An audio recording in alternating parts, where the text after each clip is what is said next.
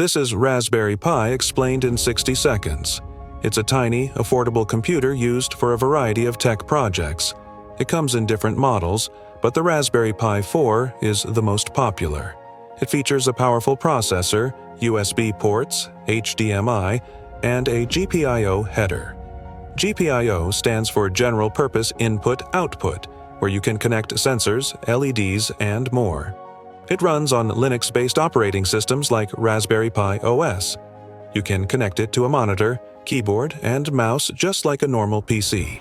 It supports Python, one of the most popular programming languages for automation and IoT projects. Want to create a home server, media center, or even a robot? Raspberry Pi can handle it all.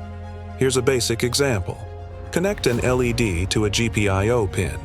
Use Python to write a script that turns the LED on and off. Import the GPIO library, set up the pin as output, and use a simple loop.